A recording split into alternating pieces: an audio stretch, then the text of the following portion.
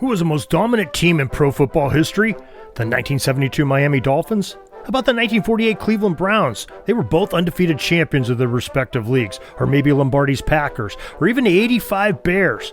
Not so fast. There was a team in mainstream professional football that excelled beyond any of those mentioned above. My name's Darren Hayes, and I'm the author of a book, The World's Greatest Pro Gridiron Team, the 1903 Franklin All-Stars. And I'm proud to say that the Sports History Network is giving away a signed copy of this book to a lucky winner in our latest giveaway, where you can sign up at sportshistorynetwork.com/giveaways and get your name entered today. Good luck. This is Kyle Richards, the creator of the Total Sports Recall logo and owner of Abstract Sports, and you are listening to the Total Sports Recall podcast, a part of the Sports History Network. Now, here's your host, Harv Aronson.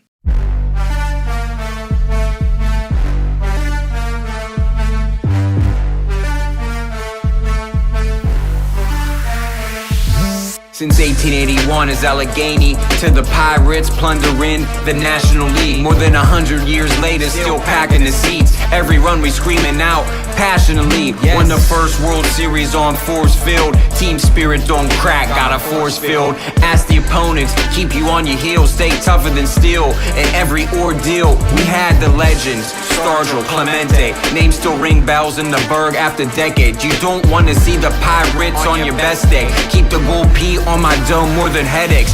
Bucs in my blood since my great-grandparents. From Wagner to Hayes, greatness we inherit. Cold brews in a hot dog, I won't share it. Celebrating out here with the Pirate Parrot. Raise it, raise it, raise it, Jolly Roger. Raise it, raise it, raise it, raise it, Jolly Roger. Raise it, Bucs in the building and you know we do it proper. Raise it, raise it, raise it, Jolly Roger. Raise it, raise it, raise it. Welcome to the Total Sports Recall podcast. Being from Pittsburgh, I am obviously a huge Pittsburgh Steelers fan, but I also follow the other professional teams in town, namely the Penguins and the Pirates. I began following sports in 1971, and my favorite team was naturally the Pirates. My boyhood hero was the great Roberto Clemente, and I've been following the Pittsburgh team since.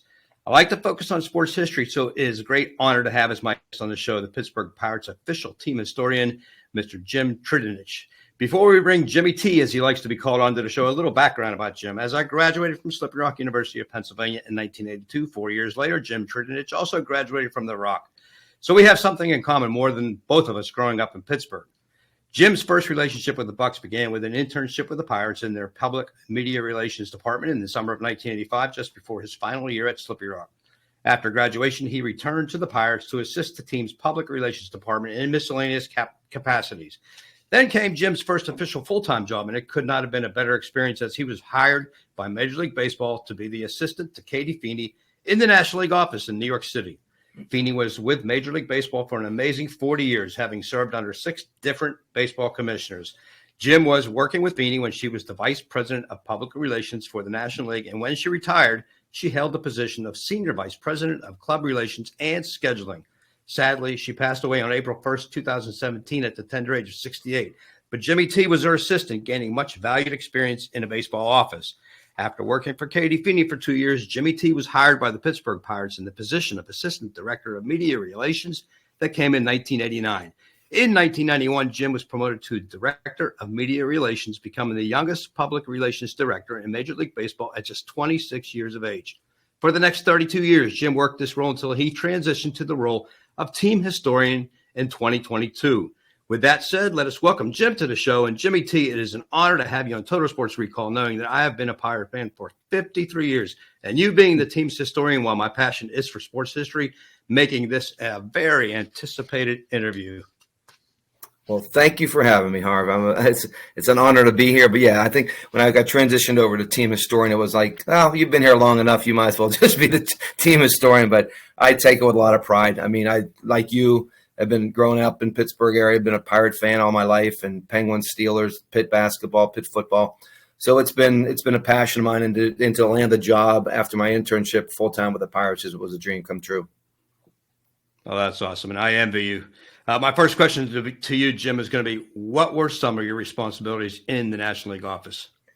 Well, back then it was it's funny because it was my first real job out of college, and I'm 22, 23 years old, living outside the city of Manhattan, but working in the city and just carrying my briefcase, and it contained like a muffin and a newspaper, just walking up the streets. But Katie Feeney, obviously her dad was Charlie Feeney, the former president of the National League, and she hired me to be her assistant. And it was more or less dealing with just a lot of the goings on in the league office. Back then, there was a National League and American League office.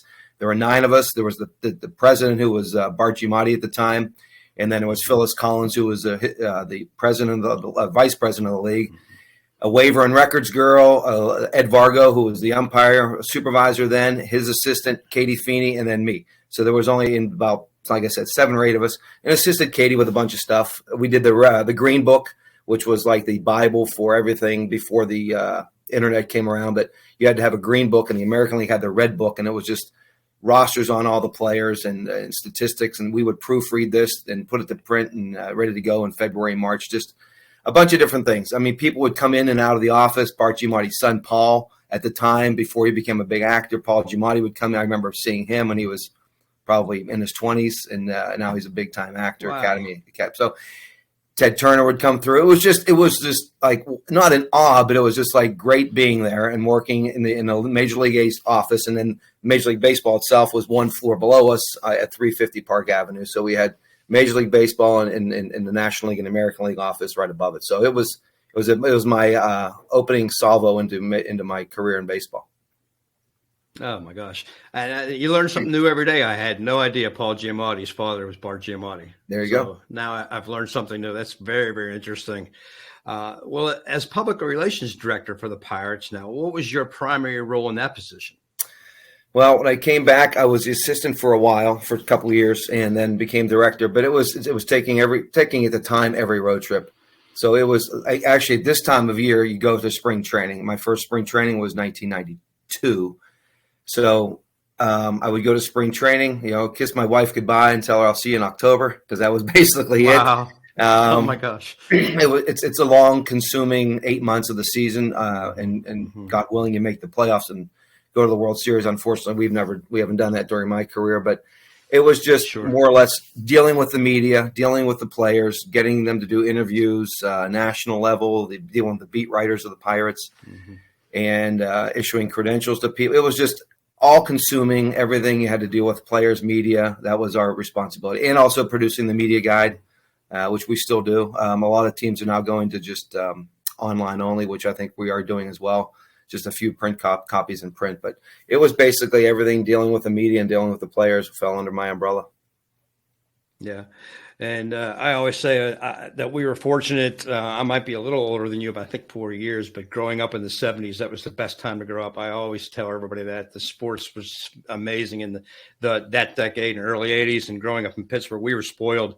Of course, we had the 71 Pirates when I started following them, and they won the World Series. And 8 years later, 79, I actually went to all 3 games of the World Series in Pittsburgh. So we were used to winning back then, not just with the Pirates, the Steelers as well.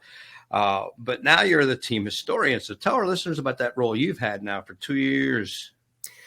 It's an honor, actually, because we've never had one. And diving into history fascinates me. And obviously the Pirates have been around since 1882. So you're talking 140 years of history. So it's great. And obviously you can go back to Hannes Wagner and Fred Clark, that team. And we were a dynasty back in the 1900s. Obviously played in the first World Series, lost that one. But I think I do a little bit on my Twitter on this date in Pirate history once the season gets going. And that's been fun, just diving back in and finding out little tidbits, little odd facts and figures about the Pirates. But I'm also there's a lady named Janet Marie Smith who does a lot of work in Dodger Stadium and Camden Yards in Baltimore and some stuff in Atlanta. If you've been to PNC Park in the last 2 years, you've seen how we've changed. And along the main concourse, we've added a bunch of banners and historical things just to liven up the concourse. The Riverwalk now has the flags of all the championship seasons. Along the lower Riverwalk, we put concrete baseballs of Pirate Hall of Famers. And then I oversee the Hall of Fame induction, which we started that in 2022 as well with our first 19 members and then 4 last year. working on a couple more for this year. So it's an all-encompassing thing, but no one's ever done it before, so you can't like, well, Joey did it this way. Well, Jimmy T, yours is yours, go with it. And I think for the last 2 years, I think I've done a great job, and it's only going to get better. Yeah, I would love to see that. I know a lot of the younger people today, they don't understand the history. They don't know how rich of a history the Pirates have. I mean, it's just amazing. Right. Some of the teams they've had in the past. And, of course, like you said, they were in the first World Series, 1925. They won it. 1927, the Yankees, unfortunately, in Murderers Row, beat them in 4 straight. And then, of course, we've got 1960 with Bill Mazeroski being one of the biggest heroes in Pirates history ever with the walk-off home run. So they have a very rich history, and it's worth doing something like you're doing and making sure it's never forgotten, for sure.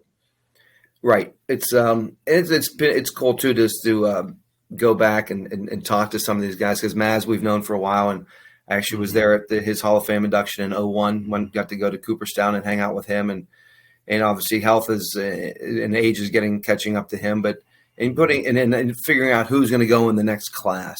Jim Leland's going to go in the National Baseball Hall of Fame this year, so he's being considered for ours as well. So it's just fascinating, and just seeing some of the guys. And I know we've dealt a lot, and you were talking about the 70s and then obviously 60. We won 3 World Series in that 19-year span, and the 70s were obviously great. Would like to get back there again. I know it's 45 years this year of the 1979 World Series, so and we keep bringing guys back, and I think there's only 8 remaining, 7 or 8 from the 60 team, a few more from the 79 team. So it's but we have to try to not only educate the current people, the fans of the old time guys, but even like you're talking about 20, 30 years ago is when we won the division with Leland. So that's 30 years ago. It's like just time goes so fast. And even last year we celebrated the 10-year anniversary of the wild card game, which was hard to believe that happened 10 years ago. So we brought A.J. Burnett back. We brought Russell Martin back. Jordy Mercer back last year, and Jason Grilly did some stuff for us. So we have Neil Walker on our broadcast team. So it's like you talked about, and I said it's a long, vast history of Pirate baseball, and it's something I really, really take pride in doing. Yeah, and Neil has a very interesting story because obviously he's from Pittsburgh. His father, Tom, played baseball, and I'm sure you know the story a bit. In 1972, Roberto Clemente's plane, Tom Walker was supposed to get on that plane, and Clemente told him, no, you stay home with your family. And it's just unthinkable to think that if he'd have got on that plane, we would not have Neil Walker today. It's very bizarre. I don't know if everybody knows that story, but yeah, Tom Walker was supposed to be on that plane. Right. And then unfortunately we just lost Tom a couple months ago, and great guy. Yeah, he was. Of that.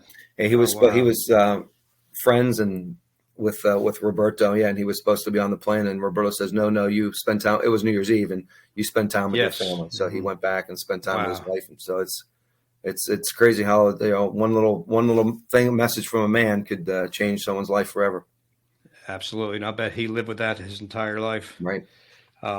Well, since the 2016, the Bucs have had just one winning season after 20 consecutive losing seasons leading up to the 2013 playoffs. Last season, the team made some strides. So I want to know, Jim, from your vantage point, what is the outlook for this season? Do you think the Pirates will improve on last year's 78-86 record?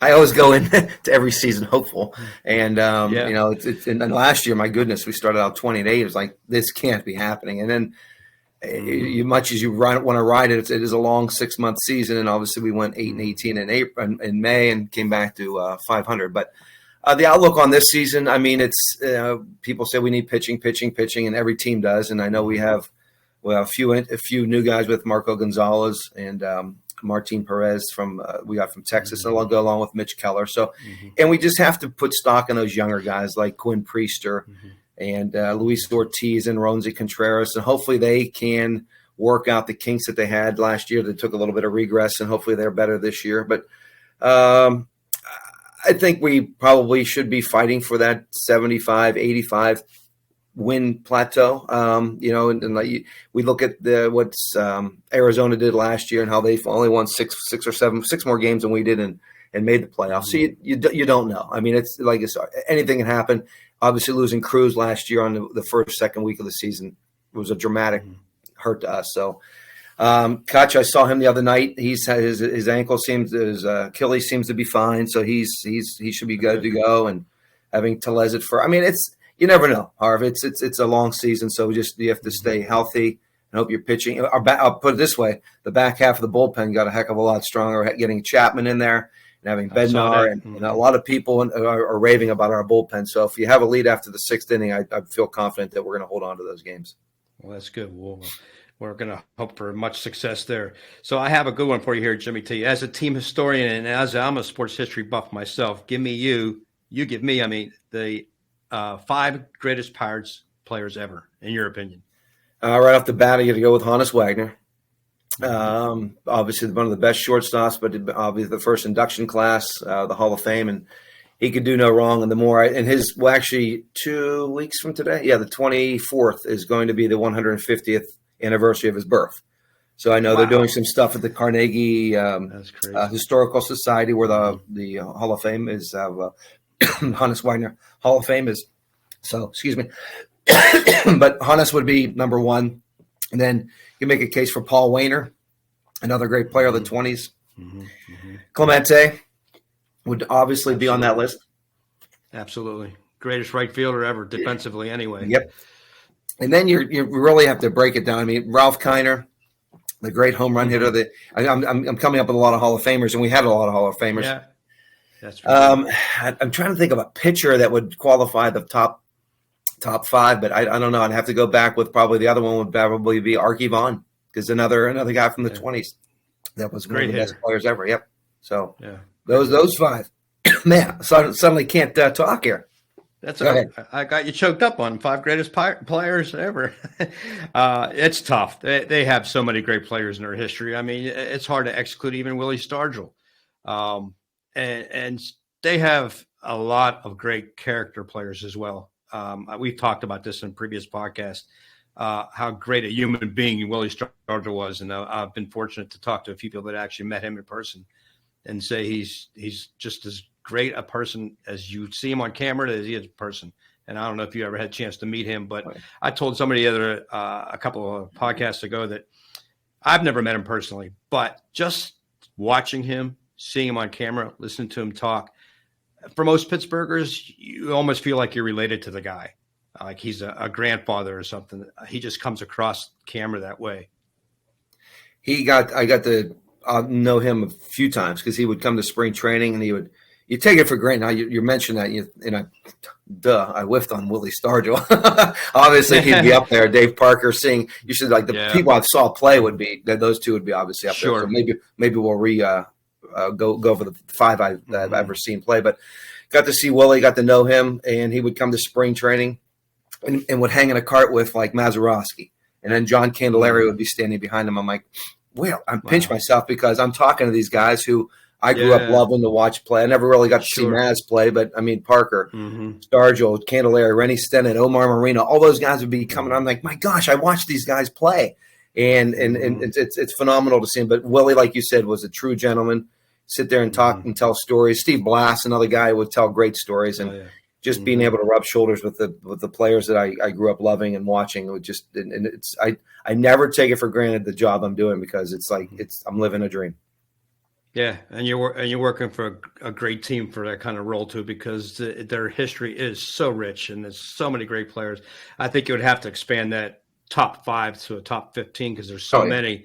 You could include Al Oliver, who's another great player. Of course, Manny Sanguin, so much fun to watch. The list could go on and on and on. But going back to that wild card game in 2013 against Cincinnati, that game was obviously played at PNC, became known as the Cueto game, simply because fans in attendance were chanting Cueto to try to get inside the head of Reds pitcher Johnny Cueto. I'm telling you, Jim, that is the greatest thing I've ever seen by fans in 53 years of watching baseball. They rattled Cueto to the point where he dropped the ball on the mound, and then Russell Martin took him deep for a home run. That's a moment I think will forever be remembered by Pirate fans everywhere. What do those moments mean to you? Were you at that game? I was at that game, and it was like the build up to that. I lived through when I was working for the Pirates in the 90s. My worst day ever as a Pirate was the 92 playoff game that my gosh. That was my absolute worst, and the absolute best was the wild card game. Just the build up of that. And the anxiety building in the office, and my office is at PNC Park in left field. and just to see the fans. I was there by 8:00 in the morning, and it was like just the buildup of the whole day, and then having the 20 years of losing. Just it was a big release for everybody. I mean, a few people jumped off the bridge and out of excitement, and it was just doing cannonballs into the Allegheny River, and it was just like. But and on top of all that, it was my job to like post game get guys for TBS post game and taking Russell Martin and Liriano, Marlon Byrd to the interview room and dealing with Clint Hurd. So that was my job. But living it and working at the same time, you had to. Yeah, I always tell people now they go to the playoffs and World Series, that sit back and try to enjoy the moment, because you get so wrapped up in doing your day-to-day duties and your work, you kind of lose grasp of, oh my gosh, this is great. And I'm one of the few, I think, that work for a team that I grew up in the same city of watching and loving the team. And some other guys around the league, might be from Arizona, is working for the Dodgers, or the LA guy is working for the Mets. So it's great for me to be doing what I'm doing. But yeah, you ask if I was there. I was there, and it's like I've seen every game probably, not in person since 1989, 1990. So it's wow. It's a lot of on the road. I've seen a lot of stuff, and I never take it for granted. And like this is my 40th year in baseball coming up, and it's my 36th with the Pirates full time. So every day I tell people, I said, whenever you watch a game, like, what's the best part of your job? I said, the best part, when I was PR guy, was it's like Christmas Day. You never know. You're opening up a gift, or it's like your birth, and you're opening up a gift. 9 of them.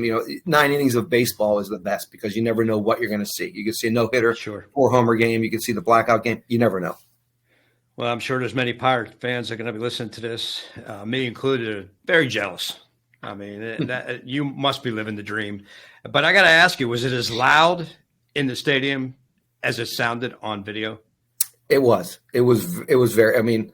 Very loud. And our perch in the press box and overseeing everything and the blackout, it was great. It was very loud. And I should say, the game when we faced Arrieta a couple years ago, a couple years later, and when we lost, but it was rocking. And I just remember we were down 3-0. It was first and second, and Marte was up, and it was loud, and he grounded into a double play, and that ended it. And it was like the pin, in a bubble. But yeah, to answer your question, it was very loud, and just it was on the other night on MLB Network, and I watched it again. Oh, it's one of those things, and because I didn't see the game in its entirety on TV because I was there. So, and just to hear it, and then the 9th inning, and when Gurley got the final out, the ground ball to Walker, and throws over to Morneau, and it was just like it was phenomenal. I get goosebumps just thinking about it right now.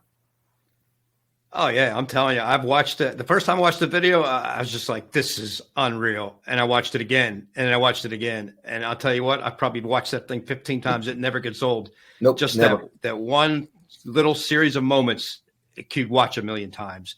It's kind of unfortunate that team was not able to be kept together, because what a great team. Oh, yeah. And I think the following year, was that the year they made the divisional, or was it the following year? No, the first year is when we made the divisional, and then the next 2 years we got shut out by Bumgarner and Arrieta, who went on to be the MVPs of the playoffs. So we didn't score. We still haven't scored in the postseason game the last 2 years.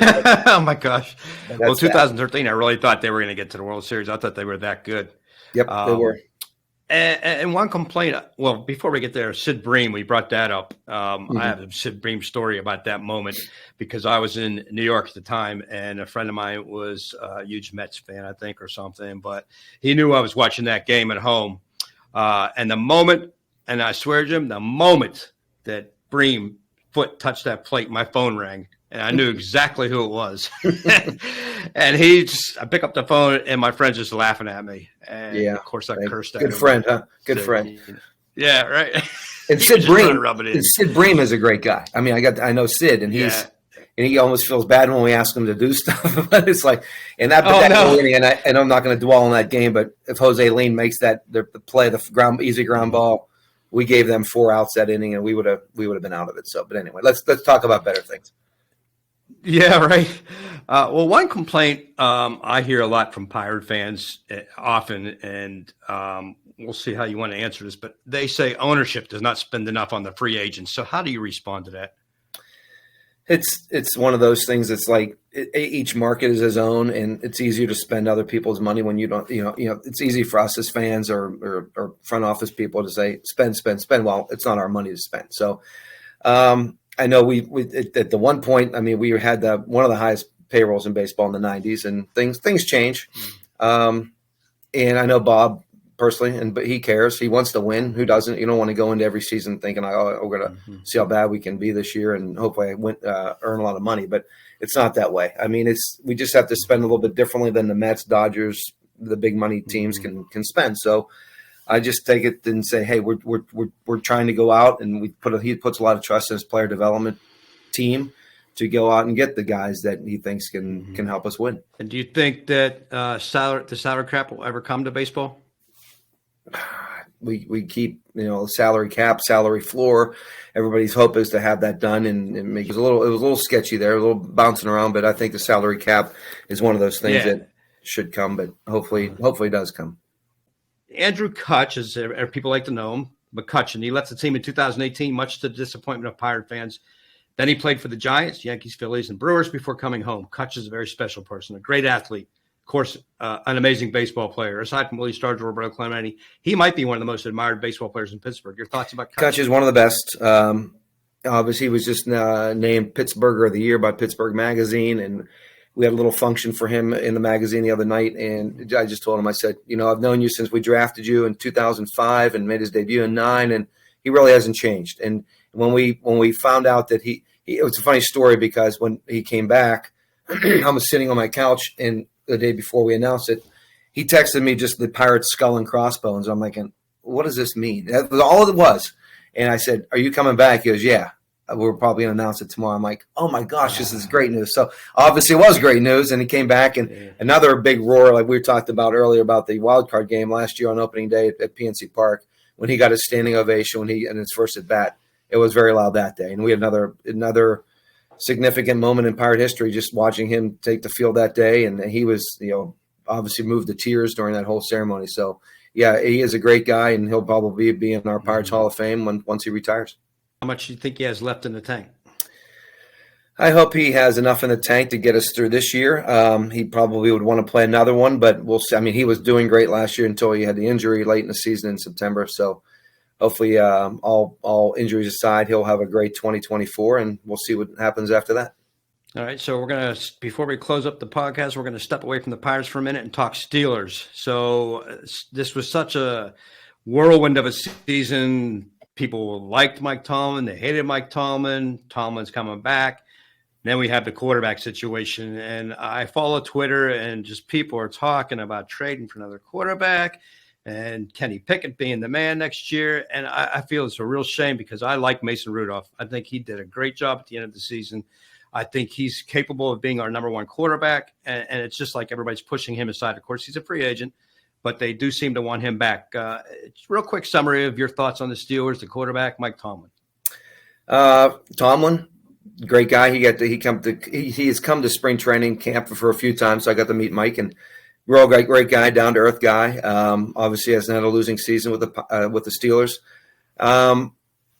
I was a former season ticket holder of the Steelers, and my brother still holds our 2 seats. So I haven't really gone to a game in a few years, and I follow them, but not as deeply as I used to. But the whole court, I mean, who would have seen what Mason would have done the last, last 4 weeks of the season and in the playoffs? It was phenomenal. Great. I mean, he bided his time, sucked it up for 2 years with the clipboard duty and doing backup stuff. And he came on and gangbusters, and obviously it was great. So competition is good. We'll see what happens when they have their spring camp. And I think having the competition for those 2 guys or 3 guys, whoever if they bring somebody else in a quarterback will be good for the team. And it's just, we'll have to wait and see what happens with the Steelers. Well, you never know. Well, I hope that Pirates fans out there enjoyed this conversation with Jim Trdinich as much as I have. We Pittsburghers are a loyal bunch, and diehards will follow the Penguins, Steelers, and, of course, the Pirates, win or lose. So for Jimmy T, this is your host, Harv Aronson. Thank you for listening to this podcast and returning every weekend for a new episode. Be sure to visit the official Total Sports Recall website at www.totalsportsrecall.com, and feel free to email me at totalsportsrecall@gmail.com with any comments or suggestions. Until next weekend, I want to wish everyone a wonderful week ahead. The contents of this podcast do not represent the opinions of others and are solely the opinions of Harv Aronson based on his experience, knowledge, and research.